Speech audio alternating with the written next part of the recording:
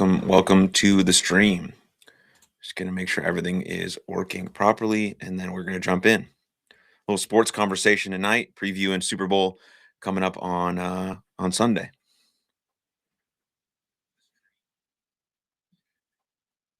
Okay, looks like we're situated.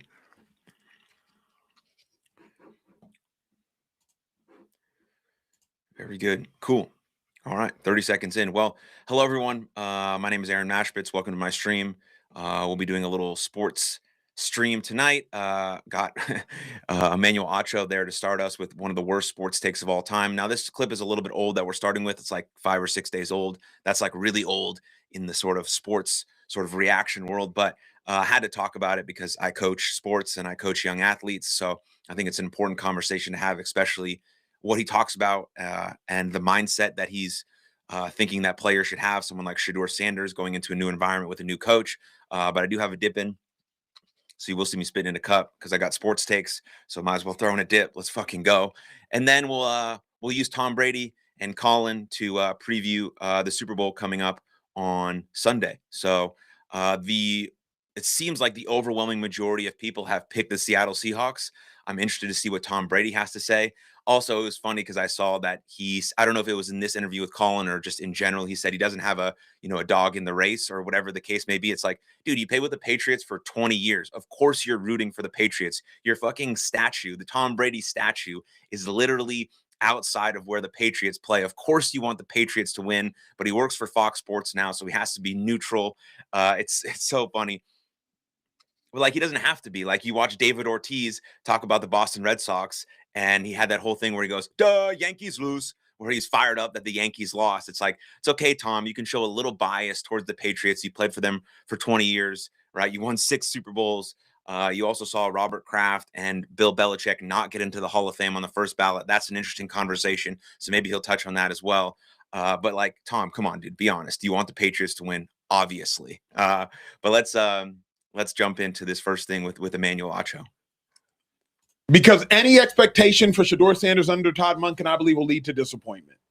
There is nothing about Todd Monken as a head coach that should get you excited. As an offensive coordinator, you could say Lamar Jackson had an MVP season under Todd Monken. As an offensive coordinator, Lamar Jackson had 41 touchdowns and 4 interceptions under Todd Monken. As an offensive coordinator, you can make arguments under Todd Monken. Stetson Bennett won 2 national championships at Georgia under Todd Monken. But as a head coach, no. Nothing about Todd Monken as a head man gets me excited. I need to see who the offensive coordinator is going to be. That's what I need to see. But what I don't yet see, T, is like, how is Todd Monken going to command that locker room, command that group of men? And also, if I'm Shador or anybody in that locker room, why am I listening to Todd Monken? What have you won on an NFL level as a head coach? You're not even a head coach on an NFL level. So I don't. Right there. That's just the most miserable take of all time. And it always seems to me like the guys who have these absurdly awful takes are the ones that were either very, very, very mediocre. We're always very mediocre in the NFL. You get really good takes from guys who didn't play in the NFL. They have really good takes, really good opinions. They're sort of level-headed. They're logical about their decision making. And then you have guys like Emmanuel Acho and Ryan Clark, who are very mediocre in the NFL, have these absurd, wrong, terrible takes that have ripple effects to downstream to like youth sports and sports of that nature, which we'll get into in a second. And then, of course, you have the most elite performers like Tom Brady, who have pretty good takes for the most part. But this is just a ridiculous thing to say. There's every head coach, if this their first time head coaching, like, they obviously got the job for a reason. So why would you claim that Shador Sanders or anyone in that locker room should not trust a word he has to say or believe a word he has to say? Of course he's going to try and change the culture, and he has to demand that sort of excellence and not demand the respect. He has to earn that respect. But to go in with the mindset as the quarterback and say, I'm not going to listen to anything he has to say, is a ridiculous thing to tell someone.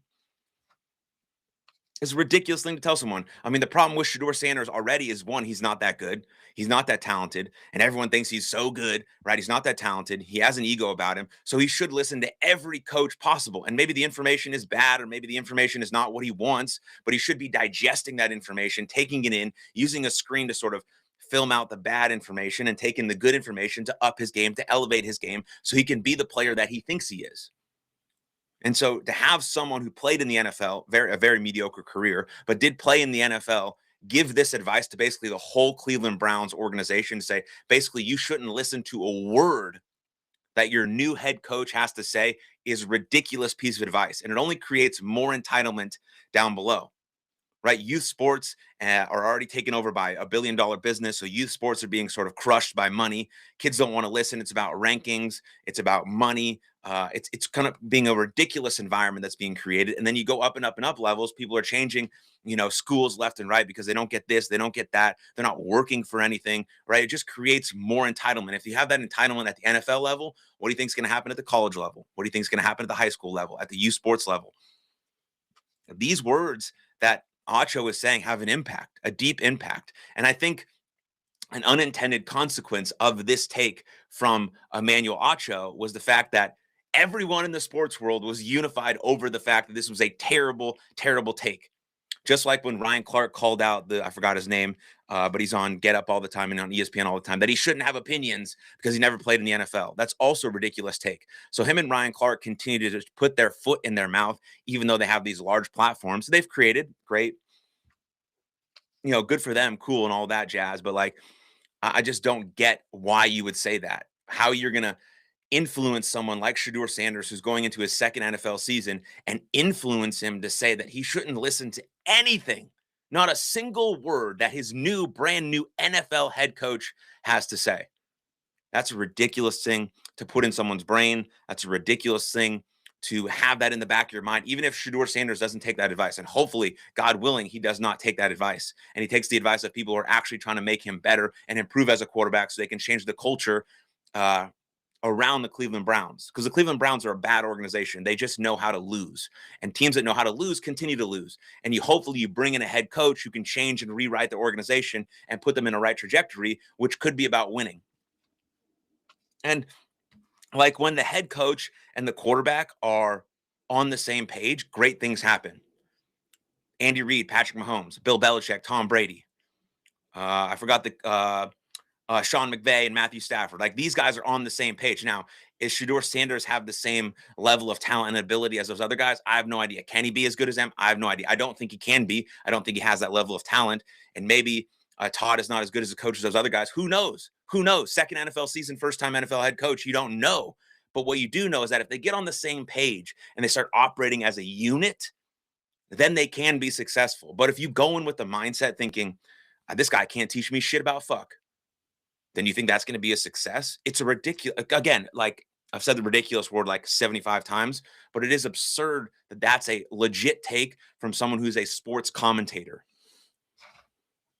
and someone who played in the NFL. Again, mediocre, average, doesn't matter though. He made it to the NFL, and that means you're elite at some point if you make it to the NFL.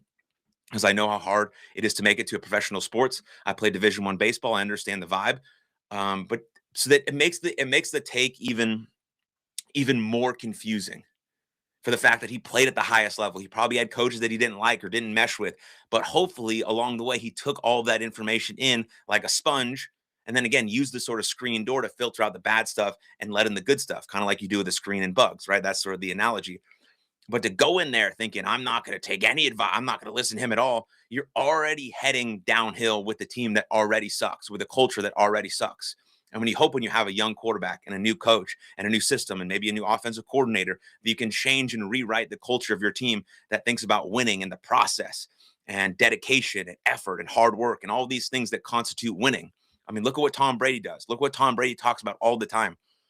He would never make this claim. And we're about to hear from Tom Brady in a second on his Super Bowl picks or Super Bowl previews, excuse me. But it's so confusing, you know? But I guess anyone can have a microphone. Anyone can have a camera. I have one. Are my opinions any good? Probably not. I'm here talking about him, talking about this, reacting to a reaction of a reaction of a reaction. It's like, fucking whatever. It's kind of weird. But like, that's the world that we live in. And so since I played sports, I coached sports, this summer I'll have an 18-year-old baseball team. And I hope that they come in open-minded to the fact that maybe I can teach them something. Maybe the fact that I can show them something, that they can learn something from me, that I can learn something from them, and we can grow and elevate together, and I can send them off to college baseball a little bit better than I got them. That's the goal. And hopefully the players in the Cleveland Browns take that sort of initiative, take that mindset, and try to be the best version of themselves they can be moving into this new season. And so I don't know what else he has, but let's see. Even have expectations for Shedeur under Todd Monken, because I believe any expectations I would have, he would not meet. Because why am I excited about it, T? Why? Brutal. Absolutely brutal. Not my favorite, but it is what it is. Let's go on to the next thing. Here we go, Tom. Tom Brady. He is joining us now live, 7-time Super Bowl champ. So you were known for preparation. I think a lot of things you were known for, but more than anything, almost a healthy obsession, right? Most successful people, a little bit. Or unhealthy obsession. One of those two. I'll be diplomatic, but I would say this: Sean McVay admitted after losing to the Belichick, he said, "I over-prepared. The game got into my head." Is there a danger for like a Drake May or a Sam Darnold thinking, I'm going to be locked in? All of a sudden, it's paralysis by analysis. You went to so many that you could judge them based on that. Your first one, your second one, is there a danger in that? First of all, I'm going to apologize for the drill that's going on above my head right now. I'm in an apartment. They're literally doing, I don't know, redoing the kitchen or something. I'm trying to figure this out. I think being over-prepared, at least in my opinion, I wasn't the type of player that could ever feel like I was over-prepared. Yeah. The more information I got, the better. I loved having 2 weeks to prepare. For this Super Bowl game, over a period of time, it just got more important for me to double down on all the processes that I thought could prepare me for the game. And the more you were to give me, the more I could handle. I love that part of the preparation. I will say some players don't do great with that. That's right. So some players are opposite. Some players, they just want to know what they need to know, and then they want to go out there and play free. I totally understand that. I think a guy like Ray Lewis, a guy like Ed Reed, they wanted as much information as they could get. That would be their way of preparing and feeling like, I have all the answers to the test. Now I get to go out there and play very freely. So could there be a danger in over-preparing? Maybe overthinking, but not over-preparing. You got 2 weeks. I think Tom Brady said it right there. It's like, if you under-prepare, then you potentially are overthinking because you don't think you're ready to go. But if you prepare just enough, and at this point in the season and in these guys' career, Drake May's very young. Darnold's been in there since 2018, but this is the biggest game of their life, right? And so you think to be able to play free and loose in a game such as this, preparation is key. Now, Dr. Michael Gervais used to work for the Seattle Seahawks, and he was with them when they won the Super Bowl. And he talks about how he tried to instill in the Seahawks when he was with them that it's important to treat every game the exact same. It's just another game. Yes, it is the Super Bowl. Yes, more people are watching. Yes, there's, $20 million commercials being played, and it's a huge halftime show. And yes, it is different in that regard. And you have a longer break at halftime, and there's different dynamics, and there's a lot of press you have to do, and there's more time in between games, and all that stuff is true. But the actual game itself, playing the football game, is exactly the same. And so, like Tom Brady is saying, which echoed by the sports psychologist, Dr. Michael Gervais, if you treat every single game the same, then you're not more or less prepared. You're exactly prepared as you need to be because you've done the work all season to focus on the process and focus on the preparation and focus on the things that are within your control. And then when you step in the game, when the lights seem to be the brightest, you just treat it as another game. And that's why Tom Brady was so good. And that's the advice that Shedeur Sanders should be taking, not the advice from Emmanuel Acho, who never played in a Super Bowl and doesn't really understand what the fuck is going on. That's why he has terrible takes on a consistent basis. And so I do think you can be underprepared, but you get your preparation just right through trial and error through the season, so that when you hit the biggest game of your life, quote unquote, it's just another game, then your preparation is on point. You know exactly what you need to do each and every day to get ready for the game. Then when the game starts, it's all trust. because you know the defense, the reads, what this spot is going to go to, that person is going to, right? Where I'm going to go if this doesn't work or that doesn't work, and so preparation leads to trust, and trust leads to confidence, and confidence leads to probably the best outcomes you can have. And I think that's what Tom Brady was so good at. Whether or not he was the most athletically gifted person, it doesn't matter. He learned how to win based on his effort, on the things he could control, and based on his process, and based on his preparation. And that's what every single quarterback and person living in this world can learn about, right? There's a healthy obsession, maybe an unhealthy obsession. That could be a debate for another time. But the preparation is a cornerstone of your confidence. And that cornerstone of your confidence is about trust. And the preparation and the trust go hand in hand. And then you step on the field with the action of confidence, not relying on the feeling of confidence, which I think is extremely, extremely important. So let's move on. To prepare. This game, you're going to remember for the rest of your life. That's the best part about this game. Win or lose, you will be remembered for this game for the rest of your life. So you want to make sure, to the best of your ability going into the game, you feel like you give your team the best chance of succeeding, which means you have to prepare as if this is the only thing that's going on in your life, which the reality is that's all that should be going on in your life. Whoa. What's that? I just built a budgeting app in Base 44. Guys, we need to. So this is a different way of asking this question, is that, you look at a lot of film, and there you have a pretty good understanding all your years in the league. Man, we don't match up in this spot. I'm going to get some, our pass pro is going to be pushed to the limit against Justin Tuck and Strahan. And, you kind of know going into games. Did you ever go into a Super Bowl and think, we have better personnel? And if you did it affect the way you played? Did you think, okay, just Tom, let's just don't throw that seam route? Did you ever battle that psychology of, we are going to wear this team down, we got better players? I have a feeling you're referring to the 2007 undefeated Patriot team that lost to the Giants. Am I wrong, or what the hell is going on here? I will plead the fifth. You're bringing up my worst football memory. I mean, there were days where I felt like going in, we were, on paper, however it would match up. Okay, we've got a great chance of winning. And honestly, when I do my games for Fox, a lot of times people on our crew will say, well, who do you think's going to win? And I always kind of say, well, if they were to play 10 times, I think this team would win 7 and this team would win 3. And that's, because on any given day, if a quarterback goes out and turns it over 3 times, guess what? You're not winning. Right. So the reality is the best team in a 1-game series doesn't always win. That's why I always think basketball, baseball, a 7-game series does identify the best team, because, you got 7 chances to get it right. In football, you got 1 chance to get it right. That's really the challenge. You could have an off day, or we're up there in Seattle doing the last game of our year in championship weekend with me and Kevin Burkhardt, and we watch the punt returner from the Rams muff the punt. Seattle jumps on the ball, gives them all the momentum. Seattle goes on, takes advantage, and then that ends up being one of the big turning points in the game. So that's how finicky the game is. It's a real challenge to win this game and to do everything right over the course of the season to get to this game.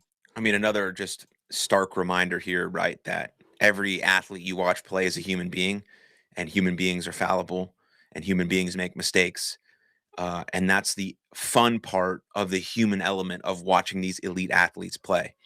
Because in a fan's mind, you expect them to be absolutely perfect, especially on the biggest game, the biggest stages of the year. But that also is part of the sort of the quote unquote pressure that goes into these games. You watch Josh Allen cry in a press conference after his team lost because he feels like he has the city on his back, and he feels like he let his coach down, his team down, he let the fans down.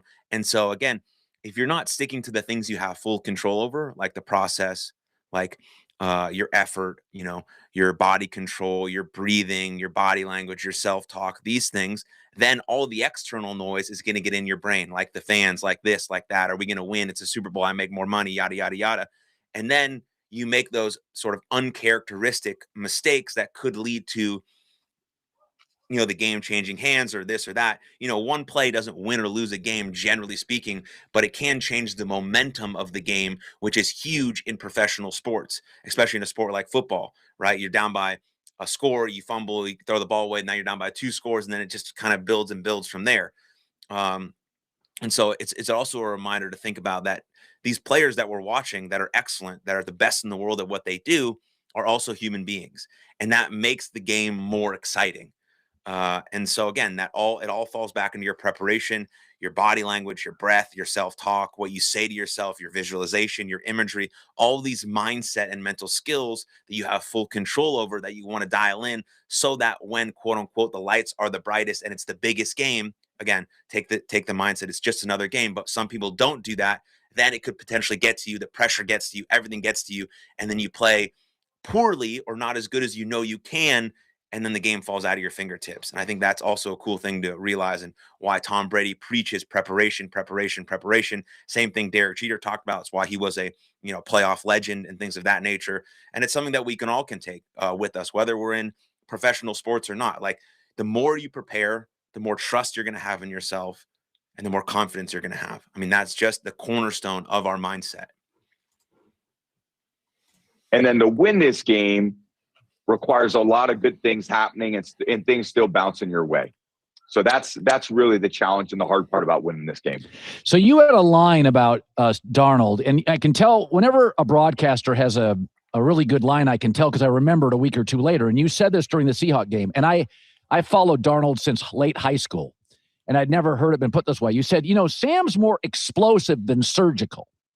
And I thought, oh, yeah, that's exactly right. But what's interesting is, with the Jets in Carolina and maybe Minnesota, sometimes he had to be dynamic and not surgical. When I watched them against the Rams, I thought, oh, no, he's being surgical, because outside of JSN, it's a run team and a defensive-led team. And I'm wondering, when I watched Sam, I thought that's exactly what he is. And then the Rams game, I'm like, oh, no, that this is actually surgical. I'm wondering if he recognizes what he's surrounded by, and Sam realizes, really, this is about, it's surgery. I don't want to be as explosive. Do you think that's part of it? Sure. Oh, you like Dr. Pepper Zero Sugar? Yes. Okay.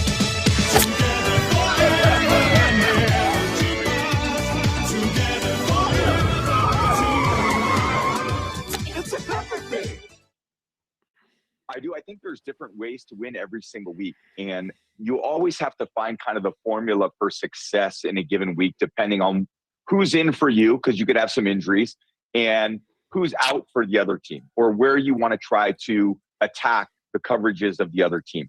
Some teams call, and there's probably more in vogue than, in the last 5-6 years, since really the Rams with Brandon Staley played more of a shell type defense, a lot of variations in two high defenses, which are built to protect the deep part of the field, and forces the quarterback to make surgical decisions on the underneath parts of the field. So when you decide to play this top-down approach, well, you better find a surgical passer that can throw to tight ends, that can throw to running backs, that can find and be okay with 6 or 7 yard gains to advance the ball. Okay. Now, differently, there's some teams that come up and want to press you at the line of scrimmage and try to defend the short parts of the field and make you earn higher, more challenging completions down the field, which are less percentage of happening. But they will say, all right, we're going to get up here and try to take away the short stuff, and we're going to force you to hit the hard ones. That's another style of defense. So you have to go in and out of different modes at different times. Sometimes you could be explosive. Sometimes you could be surgical. Sometimes when they're all inside, you got to throw the ball outside. Sometimes when they're deep, you got to throw it short. When they decide to cover short, you got to throw it deep. When they're all inside, it's just, that's how you have to develop a style of play over a period of time. That's why I think it's really important for quarterbacks they have to go to the line of scrimmage with a plan. And what's my plan on this play? What did the coach call? What did he call that play for? This is all part of processing information. As I walk to the line, now I get to look at the defense. All right, now what are they in? is the coach the play call? The coach is the play that the coach called. Is it going to work against the defense that I'm seeing? That's the judgment the quarterback has to make. When you have a very highly intellectual quarterback, let's look at Matt Stafford, who's going to probably win MVP. That's how he walks to the line of scrimmage now. He's got 17 years of wisdom. He can now say, great, there's a very high percentage chance that this play is actually going to work. Let's run it. That's how you continue to take growth as a quarterback and level up every single year, because the processing information, the speed of processing information can get better as you get older. And that's why I think you see a lot of success from quarterbacks in their mid to late 30s. That's a very, very interesting point, right? Because, I mean, in the NFL, it's on all professional sports, it's very, very cutthroat, right? If you don't get the job done, there's another guy coming up. But experience matters so much as a quarterback. You just mentioned Stafford, right? Or someone like Aaron Rodgers, right? Like, the longer they're in the NFL, the better they get, because the more defensives they have seen, and the more they're able to read coverages and move on their feet and change the game plan and find this little pocket and that little seam or whatever the case may be. And so it's so interesting. Like, maybe Sam Darnold kind of changed the process of how they're gonna do quarterbacks in the NFL, right? He got drafted in 2018, and 2025, 2026, right, are his best years. One with Minnesota, one with Seattle, right? He's finally coming into his own because he has the experience now to find the player that he wants to be, or be the player that he wants to be. And then the system built around him is also conducive to winning as well, as you see with the Seahawks. And so it's interesting how long of a frame, or how long of a process or experience process do you give a rookie quarterback? Caleb Williams, right? Better in year 2 than he was in year 1. And then you see someone like CJ Stroud, who's actually gone declined after his first rookie season. Like, how big of a window you give someone like Bryce Young, who kind of got benched in his first year and had a much better second year. It's like, where do you go? Because everyone wants to win right now, and they're always gone to the next guy and the next guy and the next guy. But maybe you have a longer term vision of your plan, and you bring in the right coach, and then you hire the next offensive coordinator, and you build the right system around the quarterback who you think can be great and carry your team. Because there's very, very, very few elite quarterbacks. And when you get one, you want to keep them as long as you possibly can. You'll even take like pretty good, like someone like Baker Mayfield, who had struggled in the second half of the season. Yes, but you're going to keep him around as long as you can, because he's better than most guys. And so it's cool to see Tom Brady say that. It's like, maybe that's why you want the situation that Aaron Rodgers was in, or the situation that Tom Brady was in. Like, be behind someone for a little while, or the situation that Jordan Love was in. Be behind a great quarterback for a little while, learn from them, mature a little bit, read some defenses, have some experience, see someone play great in real time, learn from them, grow from them, then being thrust in the situation, right? The coming right out of high school or right out of college into the pros, and then, the expectation is that you're great right away, is really, really hard. Really hard. Not to say it can't be done. Of course it can be done. There are players who can do it, obviously. I mean, you look at Brock Purdy, but Brock Purdy got put in the, sort of the perfect situation with a ton of offensive weapons in San Francisco, but he kind of played great right away. And so it's interesting to see how GMs and coaches now will think about this, because we're seeing quarterbacks get better as they grow older, because they're being able to see more defenses and be able to make more precision passes and make better decisions based on the experience they have. But it's hard to get experience in the NFL, even as a coach or as a quarterback or any player, really, if you don't produce results right away. And that's sort of the dichotomy of sports. Is like, if I only focus on results and outcomes, then I'm probably not focusing on the things within my control. Then I'm not getting better, but I need to produce results to keep my job. And so it becomes a sort of huge tug of war that all players feel. But Tom Brady lays it out perfectly, that I think we need to give people a little bit more time to experience stuff, to grow into themselves, to mature, before just cutting them out and saying they suck or throw them out the window or whatever the case may be. But GMs just are so interested in winning. Of course they are. That's what sports are about. But can you get more out of your player if you allow them to fall down and get back up? You allow them to fall and get back up, and you have a support system around them, and they're learning and growing, and they're watching film, and they're getting better and better and better and better and better. And we're sort of using the mindset of, I'm trying to be the best at getting better, and I'm not trying to be the best. That's a Tom Brady insight that he shared on another podcast a while ago that I use with my athletes that I coach. But that's like the important part of this discussion, I think. And maybe we're going to see a change in the NFL based on just Sam Darnold's success and how much he's grown since he originally got drafted, got put in some bad situations with some bad teams, played great in Minnesota. Now, obviously, leading the Seahawks to the Super Bowl. Of course, they have other weapons in their defense and their run game, but he is a big part of it. Of course, he is. Let's continue. So when you went into these Super Bowls, a majority of them, you had Josh McDaniels. Did he pace it? Did he add stuff late? Was the install clean? And he kind of knew going in first 2 days, here's what it is. You're smiling as I say this. What was it like? This new tent's amazing. And it was easy to pay off the low rates on our Platinum card from Navy Federal Credit Union. Can't imagine where we'd be without them. Navy Federal Credit Union. Our members are the mission. I mean, there were some of the coolest things I ever remember working with Josh in those moments and having those 2 weeks to prepare, knowing the magnitude of what we were playing for. You have 60 to 70 plays left in the entire season. That's all you got. So why have 300 calls on the call sheet? You're not going to call them all anyway. Why don't you try to just thin it out to the plays that you feel give you the best chance to win and that your team can execute well? So a cool story. 2014, we're playing the Seahawks in the Super Bowl. Yep. And we have 4 days of practice in Foxborough. We're playing against the Legion of Boom. Man, that was a legit defense. Unbelievable.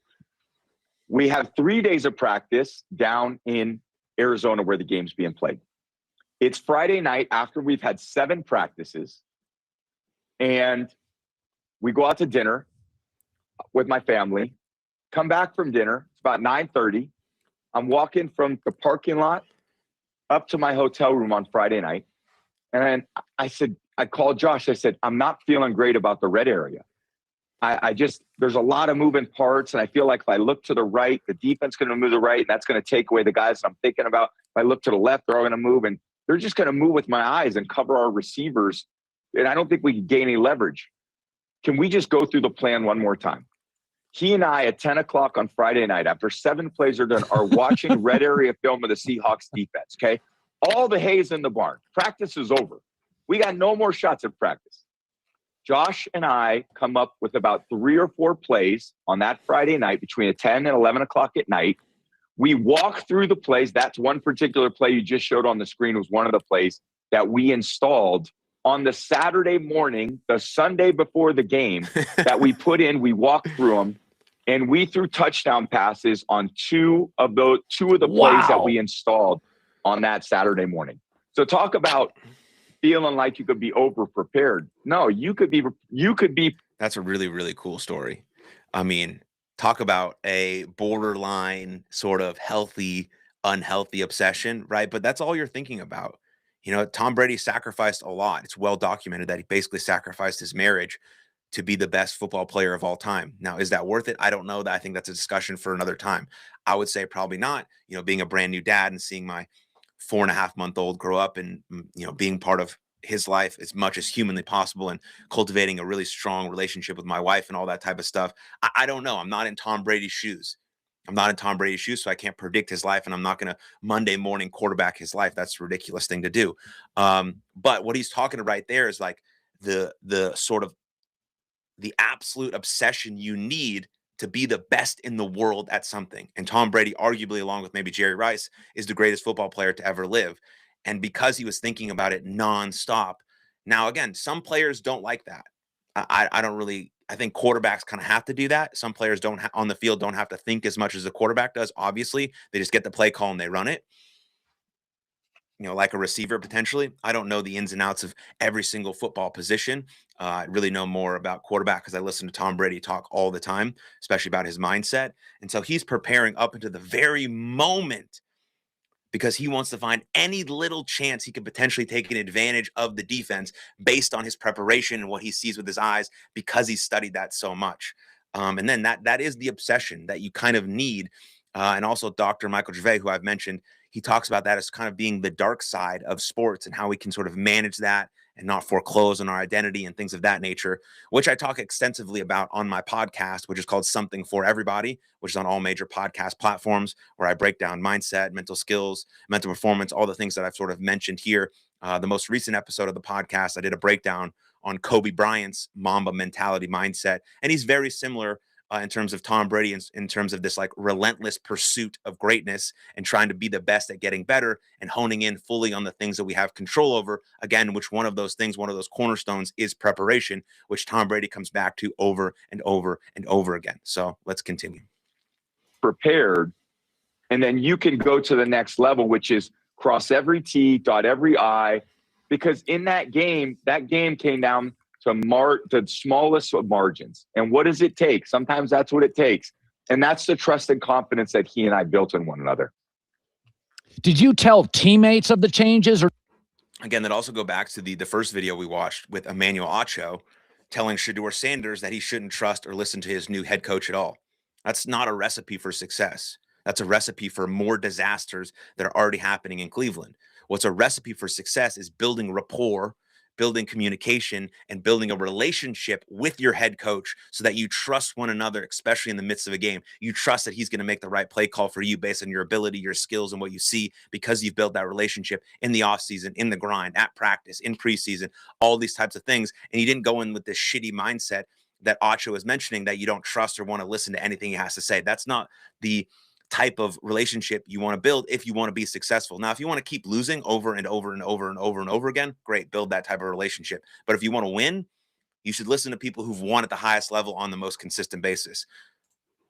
Here we go, back at it. Or were there things that were singular with you and Josh, or did you have to tell everybody, guys, this is what we're doing? Yeah, guys, these are the plays. We're going to add 3 or 4 plays. We're not going to get a chance to practice them. They may not come up, but we're going to walk through them to make sure we're ready to go. We walk through them 2 or 3 times, and then boom, you cut it loose. But there's no full speed reps. There's no ability to get out there on the practice field and run. It's just, hey, we've got all these weeks together, but I think this play can give us a good, easy chance. And what I wanted to do was I wanted a really good hard sell play action so I could get Bobby Wagner to kind of step up into the line of scrimmage so I didn't have to worry about him, because I couldn't look off Earl Thomas and Bobby Wagner. A lot of times they would line slightly opposite. So if I looked off Bobby Wagner, well, it brought Earl Thomas more into the play. And if I looked off Earl Thomas, it brought Bobby Wagner more into the play. So I wanted a hard sell play action where I could kind of take the linebacker out of the play, and now I could just work off one defender. It's a very challenging style of play that they played, but it took us and, a lot of years of working together to come up with a few kind of breather plays down there in the low red zone that gave me a clean, decisive throw where I could just focus on making one clean read and making a great throw to score. The dentist-approved way to clean your retainer at home. If you wear a retainer every night, we know how hard it is to... I mean, how cool is it that we get to hear Tom Brady talk about this stuff like this? How cool is that? I mean, I think his first year of broadcasting was very mediocre, but man, he has stepped into this role and found his groove and found his voice. I bet he prepares just as much for his role as a commentator and an analyst, just as he does a football player. That's why he loves it so much. And you could just hear it in his voice. He's just waiting. Even though he talks about football all day, every day, he is waiting for Colin to ask him questions about football. And you can see him light up and get excited. And he remembers dates and people's names and all these types of things because he loves it so much. There's another aspect to your preparation that if you don't love the grind, you don't love what you're doing, you're not going to prepare as much. There are guys who just play professional sports just because that's the only thing they think they can do. And that's another sort of piece that we can talk about at some point, not on this stream, about identity and who you are and the values that you have and how you're much more than the person you are on the field. Of course you are. But there's also an aspect of absolutely loving what you do. And that love turns into sort of a healthy, unhealthy sort of obsession. We've been kind of a theme of this stream, but and that leads to you wanting to prepare as much as possible because you absolutely love what you're doing and you get to express that love and that creativity on the actual game. And you can feel Tom Brady's energy and enthusiasm for the sport of football just because he's like, Colin, please ask me a football question. Like, of course, that's what we're going to ask you, Tom. But it's very cool. And, you can feel people's passion and energy. One of my favorite words is zest. You can feel his zest for life and for football, and it's pretty fucking cool. Coaches will deny it publicly, but how much do you think Mike Vrabel is leaning into? We're underdogs. Darnold's going to be MVP. We're lucky to be here. How much is he leaning into that? Knowing Vrabel, he's probably got every bit of underdog material up everywhere. We were 14-point underdogs in 2001. Braves was part of that team. Believe me, Colin, if you pick the Seahawks, I'm sure he's going to be telling the entire team that Colin Cowherd picked the Seahawks. We're underdogs. That's just the mentality. And you know what? That's okay. I mean, someone's got to be that. Patriots have had an incredible season. I think what they've done has surprised everybody. It's so many guys that have come together, coaches, players that are new, great communication, great toughness. They played in a lot of tough environments. And, they certainly deserve to be representing the AFC, in this Super Bowl. It's going to be a great game. These teams have played so well all season long. They've been clutch. They play good defense. They play good offense. They've had explosive plays, surgical plays. They run the ball. They've had explosive runs. They've really found a lot of different ways to win, and that's why they're playing in this game. So you always get asked about the last week about Belichick, but I defended Robert Kraft this morning, and I said the Patriots had the worst record in the league for 5 years before Robert Kraft owned them. From the day he bought them until today, they have the winningest record. And I said, "Wow!" And I said, go to the Yankees with George Steinbrenner. 37 years. Won 7 titles, had 23 different managers, sometimes Billy Martin for a third, fourth time, different GMs and players. I said, we don't like to admit, because owners are billionaires and they've got their own plane, and the quarterback, the coach, the coordinator. I said, but most business people, I know I work at Fox, most of us make 7 to 10 decisions a day, and the smarter people make the right one 90% of the time. And so I said, if you're going to be outraged by Bill, and Bill will get in, then you should be equally outraged that Robert Kraft, who has more Super Bowls than the rest of the AFC East, the AFC South, and the AFC North combined, you don't understand. I mean, Washington changed owners, Tom. 24 years embarrassing. The next year they're in the NFC Championship. I do not believe in coincidence.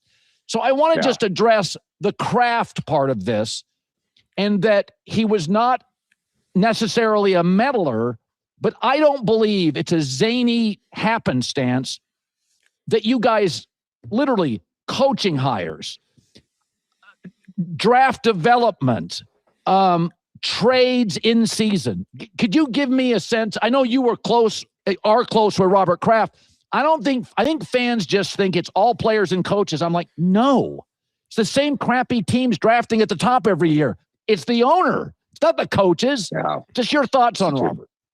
Just a great point that you make. And it always starts at the top. And the leadership, the figurehead, or the organization is for the page. I mean, prime example is fucking Jerry Jones in Dallas, right? Yeah, Jerry Jones won a couple Super Bowls back in the day. I think he sold his soul to the devil. But, a conversation for another time. But it's like now he's sort of the Cowboys' worst enemy, because everything that Jerry Jones does now doesn't seem like it's about winning. It seems like it's about increasing the overall revenue of the Dallas Cowboys. And he wants to be in the press conferences. He wants everything to be about him. He wants to talk. He sort of micromanages all the coaches and the players. And I imagine when they get into a playoff game, if they get into a playoff game, he's high pressure, high stress. We got to win. We have to win. We need this. And that's not the type of language you want from a leader. And so you can see kind of the differences in all these teams, the ones who consistently lose and the ones who consistently win. It does start at the top. Every good company, every good business has a CEO that's leading by example. And I don't know Robert Kraft. I only know what Tom Brady talks about him like, but they're the winningest franchise. Colin just said it since he took over. 7 Super Bowls, some crazy shit like that. And it does start with the top. And you can see, look at these stark examples of, someone just as sort of famous like Jerry Jones and how he's taken the Cowboys in the wrong direction. And so every business, whether it's a family, whether it's a business, whatever the small sort of community that you run, it all starts at the top. And I try to take that on, as the leader of my family and trying to be that role model for my son and line up my words and my actions. I think that's the most important quality of a leader, is you line up your words and your actions. And then the GM goes to the head coach, goes to the quarterback, and and then it trickles down into everybody else. And I think that's a huge factor that goes into it. And I think Bill Belichick and Robert Kraft should absolutely be in the Hall of Fame, should have been first ballot. But for some reason, they're not. It is what it is. Eventually, they will get in. But there's probably a different conversation. Again, I've said that a bunch of times already, to have about potentially the Hall of Fame. There's a question you have to ask yourself. Is the Hall of Fame the Hall of Ethics, the Hall of Morals, or is the Hall of Fame? Are we basing off people's merit? Are we basing it off their contributions to the game? Are we asking ourselves the question of, would the sport be the same if that person was never involved? And the sport would not be the same without Bill Belichick or Robert Kraft or the New England Patriots, the dynasty that they had. But it seems like a lot of voters were basing off their voting off of, the ethics and the morals and the cheating and all of this of Bill Belichick, and obviously Robert Kraft had a hand in that because he's the owner of the team. And so if we are going to base it off that, cool, fine, but change the standards and tell everybody that it's not based off merit or the things you do or the accomplishments you have on the field, but it's based on the type of person you were. And I think it's really, really, really important to be a good, solid, moral, ethical person in the world. When we're talking about sports, it's kind of based on merit and execution and accomplishments. And so that's also a conversation to be had about that. And eventually, obviously, they will get in. Tom Brady's a first ballot Hall of Famer. There's some guys you just don't even need to vote for. Like, what's the vote for? You don't need to vote for him. Tom Brady's in. He's in the Hall of Fame. Put him in right now. And then you look at the baseball side. It's like Barry Bonds and Roger Clemens and Pete Rose until he passed away. Thank God that he's in now, and rest in peace. May his memory be a blessing. Roger Clemens and Barry Bonds not being in the Hall of Fame and Alex Rodriguez not being in the Hall of Fame, it tarnishes the Baseball Hall of Fame, I believe, because those are some of the best players that have ever lived. Barry Bonds is the best baseball player to ever live, and he's not in the Hall of Fame. It's just weird what sort of the standards are for Hall of Fame. And I think if the voters relayed those standards to the fans, then we would understand sort of what the guidelines are. But they're just sort of kind of flying by the seat of their pants and not really doing anything that's logical or consistent, and whatever the case may be. So I just think about that when it comes to Hall of Fame. It's RKK, and it's, being there for 20 years with him and watching the nuances of that ownership role was something for me to learn a lot from. How he managed different personalities, how he could fill in the gaps when he saw them and where he saw them. He just did the most unbelievable job. And seeing it firsthand and being a part of it, recognizing the importance of that role in a football organization. I believe that the owner is the chief accountability officer. And, you hold everyone to a standard, and you expect everyone to live up to that. And believe me, when the owner's sitting in their team meeting room, the players are sitting up a lot straighter. The head coach's message is directed a lot more intently. And RKK, his office was at the stadium. He would sit in there in team meeting rooms. He would be out there on the practice field. He would be there at every road game, shaking people's hands as they walked off the field. There's an importance of football that in Patriot football that RKK does not take lightly. And not only that, look at the contributions that he's made to the league, to the NFL in general, to negotiate media rights deals. And this is the most popular sport in America. It's, the thousands of hours that he's spent bringing this game to life for the fans. That doesn't go unnoticed. Certainly now that I'm in TV, I understand the amount of work it takes for Fox to actually broadcast the game. The partnership that Fox and its partners have with the NFL. It's extremely important. That working relationship is so critical to this game being, spread throughout our entire country and bringing a lot of joy to people's lives. So to me, it's not a matter, just like Bill, of if they're going to get in. It's just when they're going to get in. Right. They're tremendous at what they've done in the league. And maybe it's not trending so well for ex-Patriots. Maybe I should be a little concerned here. But, I think at some point this thing is going to go in everybody's direction the right way. It's what's interesting. I want to cap it with this is that, Bill could come off as very hardened, because Bill is. That is his personality. And do you think it hurt him for that 24, 48 hours when he didn't get in? Just what you know of Bill? I actually think in some ways it rallied a lot of people who played for Bill and made sure they reached out to him to express, how much they appreciated him, which I'm sure felt good for Bill. And I said before, it doesn't look. We all want everything in life to happen on our time frame and our time schedule. We want everything to go when we want it to go, but the reality is that's not life. I actually think it's going to work in his favor when he does get in, because there's going to be a lot of people that realize the impact that he made on their life as a coach, as a player, and they're going to be there to celebrate him. And this was another opportunity for everybody to reach out to him and tell him how much they appreciate him, even though he didn't get exactly what he probably deserved here the first time around. All right. Okay. Well, I didn't hear the construction. According to you, it's quite a job being done. I can't hear it. Jeez. All right. Good. Yeah. Great seeing you as always, Tom. See you, my brother. Take care. I'll see you good soon. Okay. Bye, guys. Bye. Cool. Good stuff. Always love listening to Tom Brady. Tom Brady's awesome. But yeah, it seems like the overwhelming majority of people are taking the Seahawks to win. They mentioned the Patriots being the underdog in the Super Bowl. We'll see. I'll probably watch some of the game. Starts at 5:30. We'll see. Maybe I'll come back next week and do a recap stream. If Tom Brady's doing a recap on Colin, I'll maybe stream that and listen to that, because it gives me a good chance to, listen to him and break down the game and all that type of stuff. But I'll watch the game. My mom is a big football fan, and she always comes over on Sundays, so I'm sure we'll order some food, watch the game. Then my son goes to bed about 7:30, so we'll be able to watch some halftime and watch the full game and have a good time. So that's a good Sunday. But yeah, thanks for joining me on the stream. I appreciate you guys very much. Again, I have a podcast that's called Something for Everybody on all major podcast platforms, where most of the conversations around mindset, mental health, personal development, things of that nature. And if you want direct links to those podcasts every time they come out, just text me at my number, which is 201-534-3681. And I'll see you when I see you. Cheers.